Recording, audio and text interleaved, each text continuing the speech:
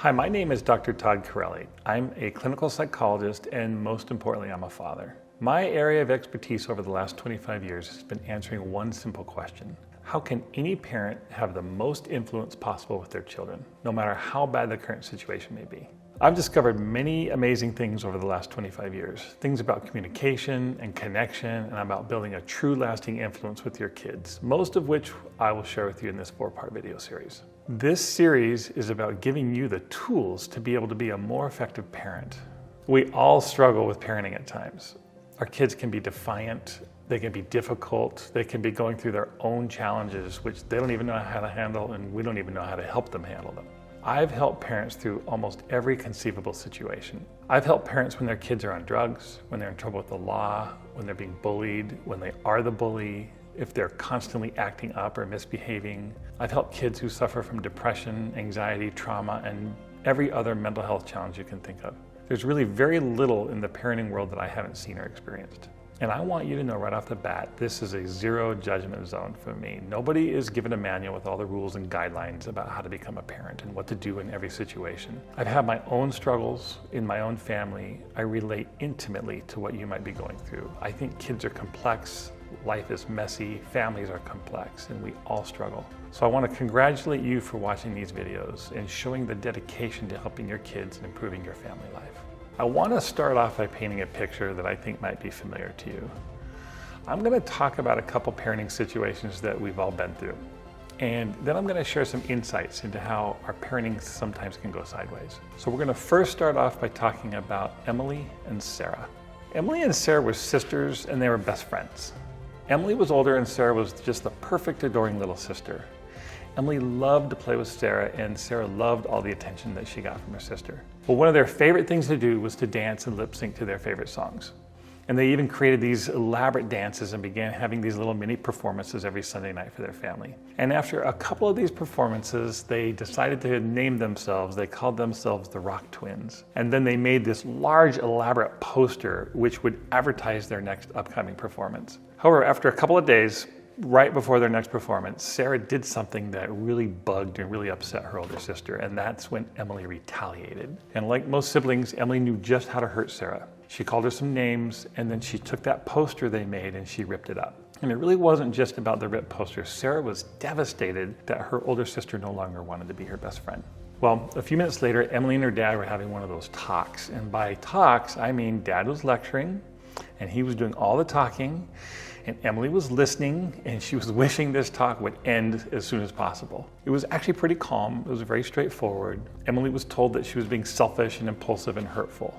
And while Dad was talking, Emily was sort of staring at the floor, and there's tears in her eyes, and she's saying that she's sorry, but her voice really didn't have much conviction in it.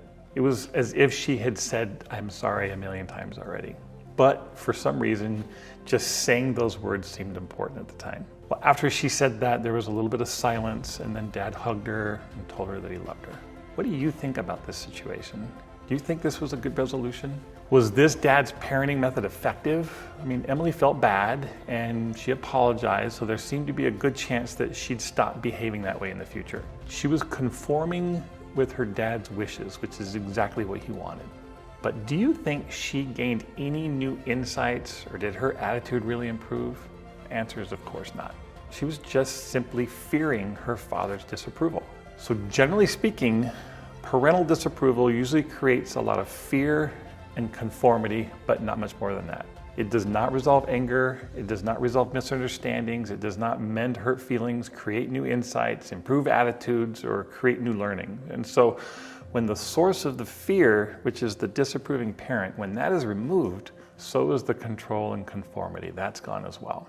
Now, most of us as parents, we try to influence our kids with our words. We try to reason with them, we lecture them, and we work really hard trying to get them to see why we want them to do or not do something. So like when they fight at home, we make them stop. When they throw tantrums, we tell them to knock it off. If the tantrums are bad enough, we use some kind of punishment to force them to stop. When they're little and they don't share with their friends, we tell them to share.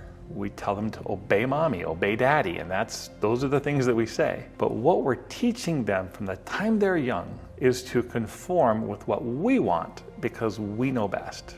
Then, when they become teenagers, we suddenly tell them to think for themselves instead of behaving like their peers. So from the time our kids are young, we raise them to conform with external pressure, which is us telling them what to do. Then we suddenly hope that as teenagers, they will think and choose for themselves, and they will ignore external pressure, which is their peers. The consequences of focusing solely on external pressure, which are parental conformity, when a child is young, are much more tragic than I think anybody thinks about. There's one thing I am sure about. If you raise your kids to pay attention to you and be governed by external pressure, which is doing what you say, when they grow up, they will continue to be guided by external pressure, which is what their peers say. So now I want to introduce you to a vitally important concept that I call the parenting paradox. As parents, we want the best for our kids. So we work hard, we provide for them, we plan for their future, and this is how it should be. This is perfectly natural for us as parents also to control what happens to our kids when they're young. In fact, most of us usually enjoy taking care of our kids because it's really simply an expression of our love for them. It's very natural and it's very normal, at least initially it is. But then a funny thing starts to happen. When our kids get older, they want to start changing the rules. And this usually starts around the time they're 2 or 2.5, and it never stops from there on out. The most obvious sign of this change is when kids start having their own ideas about what they think is best for them. And those ideas usually have nothing in common with what we think is best for them. And so this is where the clash of wills starts. And we as parents struggle for control, and our kids yearn for their independence. So we start bargaining for control. We have the most leverage. Yes, you can go with your friends on Friday, but only if your room is clean. And children will resist. They can become passively defiant. I tried to clean my room, but I couldn't find the vacuum. It wasn't my fault. The love between kids and parents gradually becomes a struggle of competing wills. Children want independence, parents want control. And that's where the paradox begins to emerge. And this is the paradox. Children crave independence long before they're ready for it, and parents want control long past the time they should have it. The fact is this: the more you as parents do to manage, control, and protect your kids while they're young, the less they will learn about managing themselves when they get older. Likewise, the more children are protected from the real consequences of their choices, the less likely they are to understand that those choices have lasting consequences. And the more children's behavior is guided by external expectations from you as parents, the less likely these kids are to learn what they should expect from themselves, and the more likely they're going to continue to seek external validation from their peers. So this is where the paradox starts to become obvious. A child's potential for increasing independence and maturity is stifled because they really quickly learn that they need to conform to their parents' expectations and wishes, and we do that to them. Sometimes they might conform as a way of getting our approval or staying out of trouble. Other times they're just accommodating us because it's easier to get what they want if they appear to be more pleasing than they actually really feel. What they appear to be gradually becomes more important than what they actually feel and who they actually are.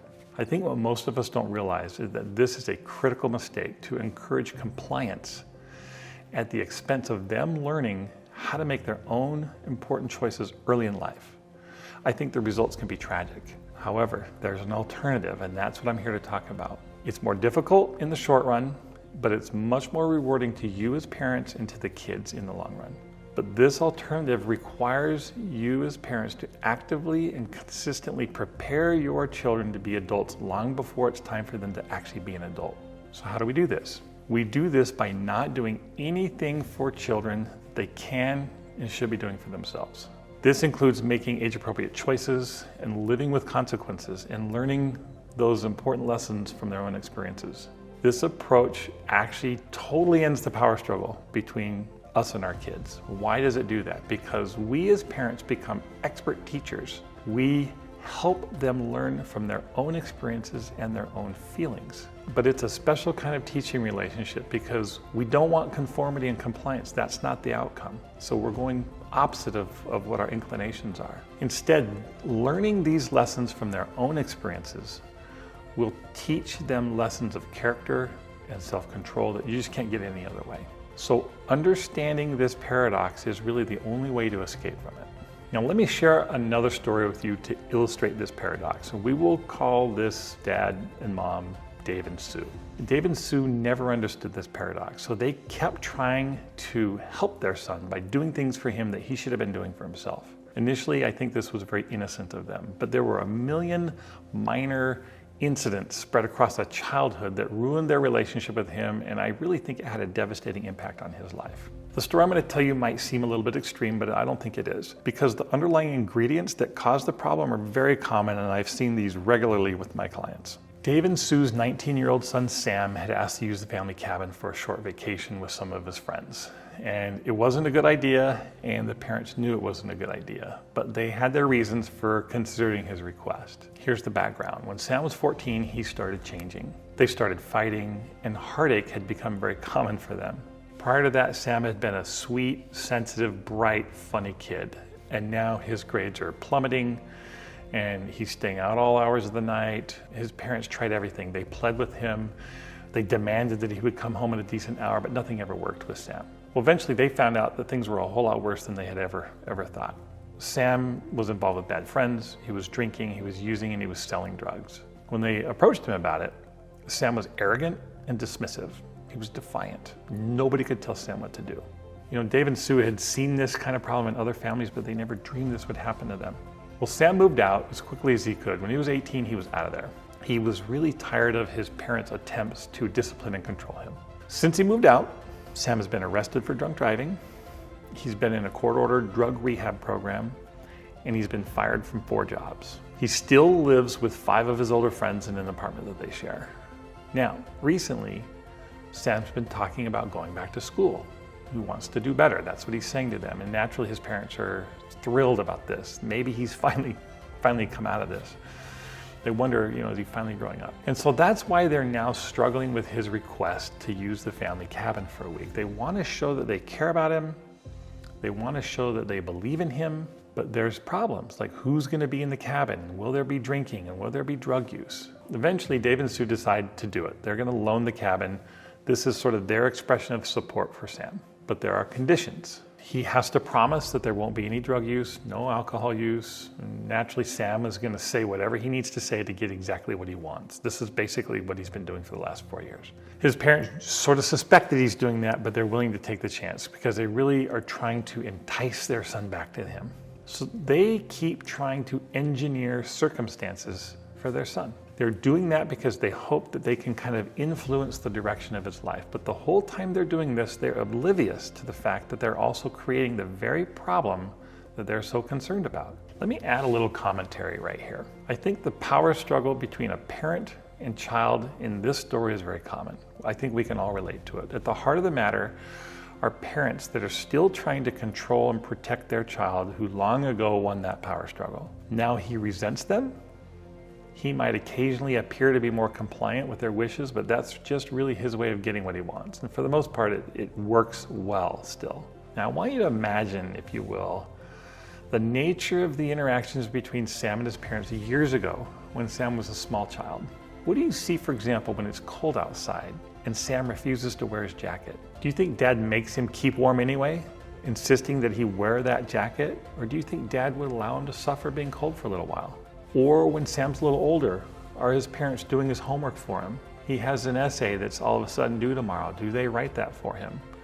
Are they paying for his traffic fines? I think because his parents kept him from ever really experiencing any natural consequences, he never learned about personal responsibility, and he never learned about the consequences of being irresponsible. So you can take all these tiny experiences like this across his childhood, and you can understand how Sam became that way. You can understand how Sam became the way he is today. The truth is that many parents could really magnify their influence with their kids by just helping them learn from their experiences rather than micromanaging what they're allowed to experience. So when kids are about to do dumb things, I think the jobs of parents might be to help them understand why this is dumb, but not to protect them from it. When this happens often enough, when a kid is young and mistakes are minor, they probably won't be nearly as foolish when they're older and when the mistakes really do matter. So that's a snapshot of the parenting paradox, which lays out the problem that I think we parents face. And let me restate it. The more you manage, control, and protect your children when they're young, the less your kids will learn about managing themselves as they get older. The more your children are protected from the real and natural consequences of their choices, the less likely they are to understand that those choices have lasting consequences. The more your children's behavior is guided by external expectations or pressure from you as parents, what you expect from them, the less likely they are to learn what they expect from themselves, and the more likely they will continue to seek external validation from their peers. In the next video, I want to share a couple of key tips with you to overcome this paradox and start building true influence with your children. Now we're going to explore the power of feelings and what I call the influence that comes from within. I look forward to seeing you soon.